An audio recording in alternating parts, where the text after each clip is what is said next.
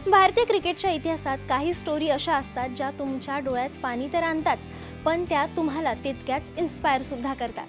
Team India ICC women's world कपवर पहिल्यांदाच आपलं नाव कोरते आणि अख्खा देश जल्लोष करणारच ना, कारण भारतीय महिला क्रिकेटने जिंकलेला हा पहिला वर्ल्ड कप होता आणि त्याचमुळे या हिस्टॉरिक अचीवमेंटला एक वेगळं महत्त्व मिळालं।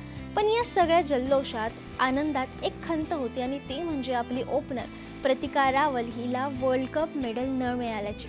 सगळीकडे चर्चा आणि मागण्या सुरू झाल्या की हा तर अन्याय आहे, तिला तिच्या हक्काचं मेडल मिळायलाच पाहिजे आणि आता शेवटी ते तिला मिळालंय। पण फायनल पासून मेडल मिळेपर्यंत नक्की काय काय झालं याची चर्चा आपण आजच्या या व्हिडिओमधून करणार आहोत। नमस्कार, मी श्रुती आणि तुम्ही पाहतात एजीसी स्पोर्ट्स।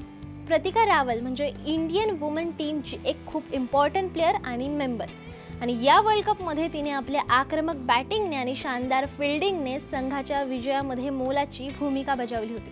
पण क्वार्टर फायनल आणि सेमी फायनल पूर्वी नशिबाने तिच्यासाठी वेगळंच काहीतरी लिहून ठेवलं होतं, कारण सगळा वर्ल्ड कप एवढा चांगला सुरू असताना एक सिंपल बॉल अडवताना तिचा पाय मुरगळला आणि ती इंजर्ड झाली आणि ती इंजुरी एवढी सिरियस होती की तिला आता वर्ल्ड कपमध्ये खेळता येणार नव्हतं आणि या दुर्दैवी घटनेमुळे तिला डायरेक्ट स्क्वॉडमधूनच बाहेर जावं लागलं, कारण शेफाली वर्माला जागा द्यावी लागणार होती। आणि इथेच आला मोठा ट्विस्ट।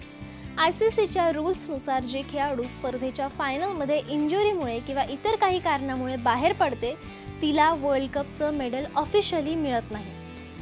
ती खेळाडू फायनलच्या शीटमध्ये 15व्या कॉडचा हिस्सा असायला हवी आणि दुर्दैवाने प्रतिका त्यात नव्हती आणि याच किचकट रूलमुळे टीम इंडियाने ऐतिहासिक विजय मिळवल्यानंतरही प्रतिकाला तिच्या हक्काच्या पदकापासून दूर राहावं लागलं।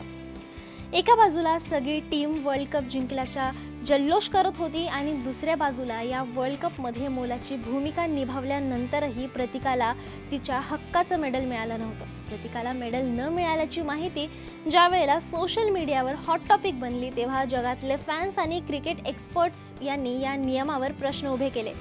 खरं तर वर्ल्ड कप जिंकल्यानंतर ज्यावेळी आपली टीम सेलिब्रेट करत होती त्यावेळी सोशल मीडियावर फॅन्सने एक गोष्ट नोटीस केली की प्रतिकाच्या गळ्यात मेडल नव्हतं। यानंतर सोशल मीडिया प्लॅटफॉर्मवर लगेचच जस्टिस फॉर प्रतिका आणि वेअर इज प्रतिकाज मेडल अशा पोस्टचा अक्षरशः पूर आला आणि चाहत्यांच्या या मागण्यांमुळे आयसीसीवर नक्कीच प्रेशर आलं। खेळाडूची मेहनत, तिचं स्पर्धेतलं योगदान आणि फक्त एका दुखापतीमुळे तिने केलेला त्याग आणि मेहनत वाया जायला नको अशी भावना सगळीकडे पसरली आणि इथेच एंट्री होते आयसीसी चेअरमन जय शाह यांची। प्रतिकाच्या दुखापतीची आणि मेडल न मिळाल्याची स्टोरी जेव्हा त्यांच्या समोर आली तेव्हा त्यांनी प्रशासकीय स्तरावर तातडीने हस्तक्षेप केला। शाह यांनी केवळ एका खेळाडूच्या भावनांचा विचार केला नाही, तर भारतीय महिला क्रिकेटसाठी एक स्पष्ट आणि कणखर प्रशासकीय दृष्टिकोन समोर ठेवला। त्यांनी आयसीसीकडे हा मुद्दा अत्यंत ठोसपणे लावून धरला। हा खेळाडूंवर अन्याय असून वर्ल्ड कपमध्ये महत्त्वाचा वाटा उचलणाऱ्या खेळाडूला त्याच्या हक्काचं सन्मानाचं मेडल मिळायलाच हवं अशी त्यांची भूमिका होती आणि त्यांच्या प्रभावी प्रशासकीय हस्तक्षेपाने आयसीसीला नियमात बदल करण्यास किंवा अपवादात्मक निर्णय घेण्यास भाग पाडलं। हा निर्णय प्रतिकासाठी अत्यंत महत्त्वाचा होता, पण या घटनेनं जय शाह यांच्या मनात भारतीय महिला क्रिकेट आणि इंडियन क्रिकेट किती स्पेशल आहे हे परत एकदा समोर आलं। आणि ही काही पहिली वेळ नाहीये ज्यावेळी जय शाह वुमेन्स क्रिकेटसाठी समोर आले। त्यांनी याआधीही मोठे निर्णय घेतले जे महिला क्रिकेटला प्रमोट करण्यासाठी खूप महत्त्वाचे होते। मग तो पुरुष क्रिकेटपटू एवढंच वेतन महिला क्रिकेटर्सलाही मिळावं हा ऐतिहासिक निर्णय असो किंवा महिला प्रीमियर लीग सारखी यशस्वी स्पर्धा सुरू करणे असो। एवढंच नाही, आज WPLमुळे भारतातील शेकडो महिला खेळाडूंना जागतिक स्तरावर ओळख आणि आर्थिक स्थैर्य मिळतंय। तुम्ही काहीही म्हणा, शाहांच्या सपोर्टमुळेच आज भारतीय महिला क्रिकेट वेगळ्या स्तरावर पोहोचलंय आणि हा वर्ल्ड कप तर फक्त सुरुवात आहे। आणि शेवटी जय शाह यांच्या प्रयत्नांना निर्णायक असं यश आलं। अनेक दिवसांच्या प्रतीक्षेनंतर प्रतिका रावलला तिच्या हक्काचं वर्ल्ड कप मेडल लवकरच मिळणार आहे। माझं मेडल माझ्यापर्यंत पोहोचतंय असं तिने एका इंटरव्ह्यूमध्ये सांगितलं होतं। तशी गोष्ट साधी होती, पण तरीही हा मोमेंट प्रतिकासाठी, तिच्या कुटुंबासाठी आणि भारतीय महिला क्रिकेटसाठी एक मोठा विजय होता।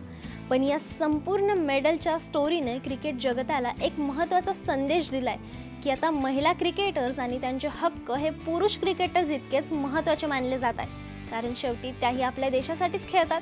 प्रतिका, तुझा प्रवास खरंच प्रेरणादायी आहे. तू दाखवलेली जिद्द आणि ICCने वेळेत दिलेला पाठिंबा यामुळे भारतीय क्रिकेटमध्ये एक नवा आदर्श निर्माण झालाय. आणि हा विजय केवळ प्रतिकाचा नाहीये, तर भारतीय महिला क्रिकेटच्या प्रगतीचा आहे. तिला सपोर्ट करणाऱ्या प्रत्येक फॅन्सचा आहे. तुम्हाला काय वाटतं? प्रतिकाला मेडल देण्याचा निर्णय बरोबर आहे का? कमेंटमध्ये तुमचं मत नक्की कळवा.